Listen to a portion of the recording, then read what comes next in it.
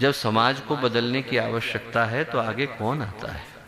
इस समय में ये कहकर के पुकारा जा रहा है कि जिसके अंदर भी भगवान की आवाज सुनाई पड़ती है, उसको ऐसी घड़ी में आगे आने की, समाज को नई दिशा दिखाने की आवश्यकता है।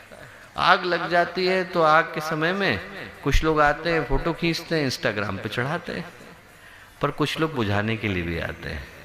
ये समय ऐसा है कि जिनके हृदय में अच्छा भाव है, उनको आग को बुझाने के लिए आगे आने की आवश्यकता है। मानवता हमारी, लोग हमारे, आने वाली पीढ़ियां हमारी, आने वाली पीढ़ियों का भविष्य हमारे हाथ में है।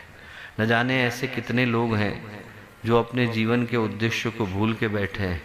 जिस तरफ को मानवता जा रही है, उस तरफ में यदि व्यक्ति सामूहिक आत्महत्या न भी करे तो जिस तरीके का आज इंसान का जीवन हो गया, उसमें कौन सा सुख है, कौन सी शांति है, कौन सी प्रफुल्लता है, कौन सा आनंद है? यदि एक दूसरे को चिढ़ते कूड़ते देख करके जीवन जीने का नाम मनुष्य का जीवन है, तो इससे अच्छा तो जानवर का जीवन है। हम लोग भैंस बने होते तो क्या कसूर करते? भैंस और भेड़ भी एक बाड़े में रह ही लेते हैं, पर मौका मिलता है तो एक दूसरे को गड़ाने से चूकते नहीं। वैसे ही आज मानवता हो गई, बस मौका मिलने की आवश्यकता है। मौका मिल जाए तो जो आज का मित्र है वो कल का शत्रु हो जाता है। मौका मिल जाए तो आदमी दूसरे का गला दबाने को, उसको निचोड़ने को, उसको मारने को, उसको गिराने को तैयार हो जाता है। मौके की बात, वो जो मौका है उसी को बदलने के लिए आज का समय आ रहा है। उसी को हमें बदलना है। बदलना इस चीज को है कि इंसान की सोच के अंदर जो क्षुद्रता आ गई, निकृष्टता आ गई। ऐसा समय आएगा दोस्तों जब आदमी को अपनी छाया पर भी भरोसा नहीं रह जाएगा। इंसान के पास ऐसी स्थिति आने वाली है जब इंसान को ये भी भरोसा नहीं होगा कि जो छाया मेरे साथ चल रही वो भी मेरी है कि नहीं। पता चला मैं इधर को गया, छाया कहीं और को चली गई। वो जो एक दूसरे के प्रति का भरोसा चला गया, एक दूसरे के प्रति का विश्वास चला गया, उसको जगाने के लिए इंसान के अंतःकरण को फिर से पवित्र बनाने की आवश्यकता है।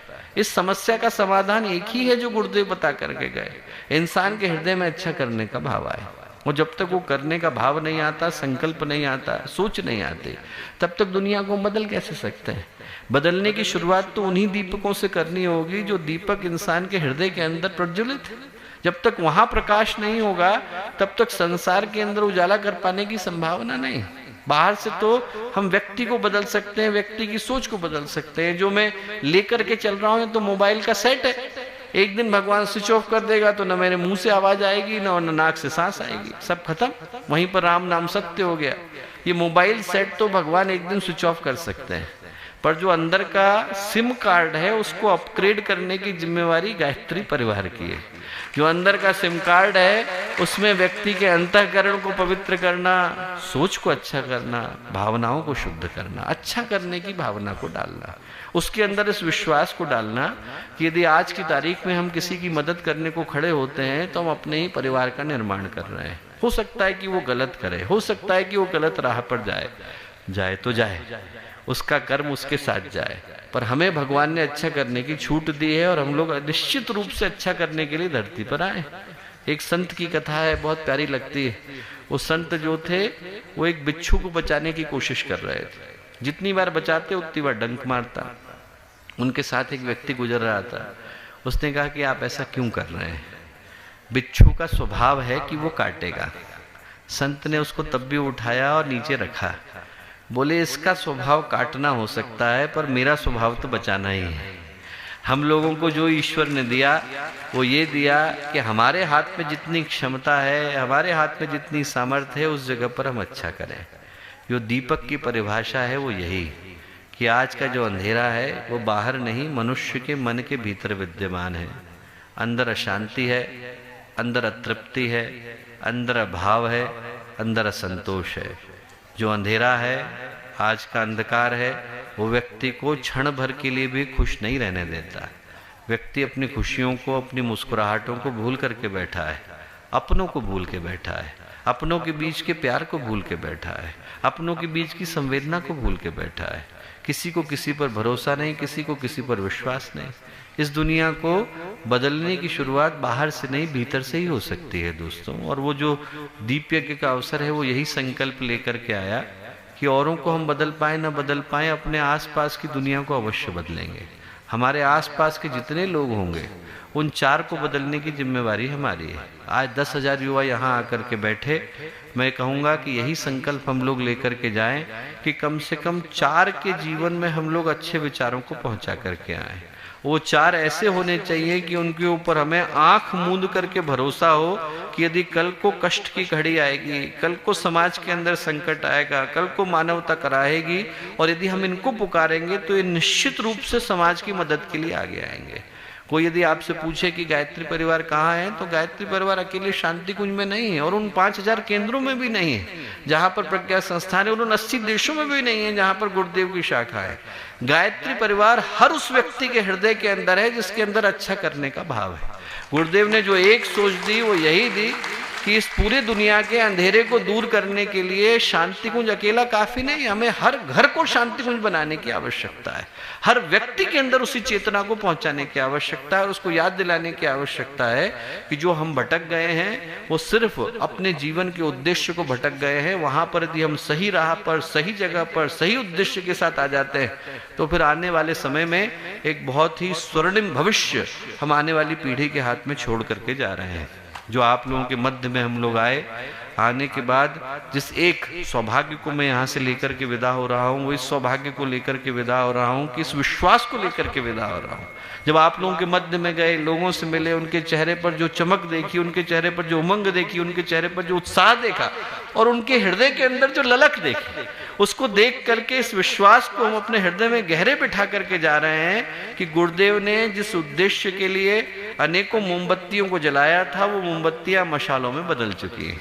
उनमें से हर मशाल के अंदर इतनी ताकत है कि वो जहां जाएगी वहां पर स्वर्णिम सवेरा कर देने की ताकत अपने अंदर सुरक्षित रखती है।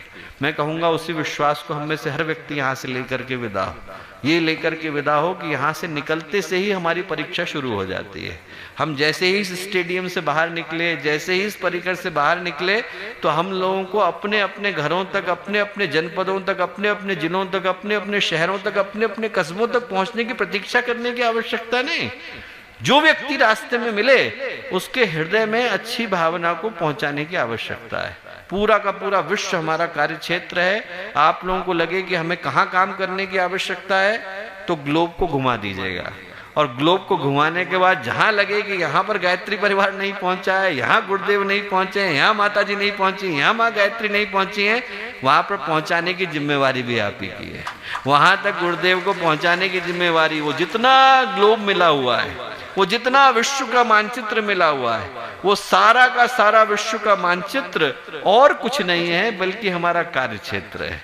उस कार्य क्षेत्र के अंदर गुरुदेव के विचारों को पहुंचाने की जिम्मेवारी, वहां पर उपस्थित दीपकों को जलाने की जिम्मेवारी, वहां पर उपस्थित प्रेरणा को पहुंचाने की जिम्मेवारी भी हमारी है। ये बड़े सौभाग्य का विषय है कि जो आने वाले समय का यहाँ पर झांसी का ये शिविर लगभग अंत की तरफ है, और इस दीपक को अगले दीपक तक पहुँचाने की, इस मशाल को अगले मशाल तक पहुँचाने की जिम्मेवारी का समय भी आ रहा है।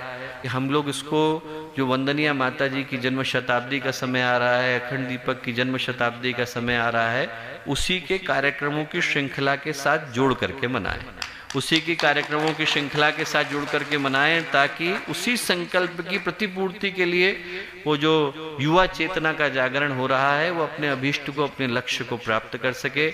और वो सारे के सारे हजारों हमारे कार्यकर्ता, गायत्री परिवार के कार्यकर्ता, सभी को हृदय से धन्यवाद देते हैं कि सबके सम्मिलित परिश्रम के कारण एक ऐतिहासिक, अविस्मरणीय, अतुलनीय कार्यक्रम यहाँ पर संपन्न हो पाया।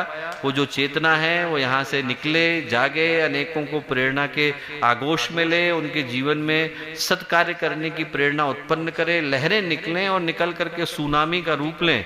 ऐसी प्रार्थना हम लोग पूज्य गुरुदेव से करते हैं, वंदनीय माता जी से करते हैं। सभी को बहुत सारी शुभकामनाएं, सभी को बहुत सारी मंगल कामनाएं। हमारे YouTube चैनल शांति कुंज वीडियो गायत्री परिवार को सब्सक्राइब करें एवं बेल आइकन जरूर दबाएं, ताकि गायत्री परिवार की विभिन्न गतिविधियों की जानकारी आपको मिलती रहे।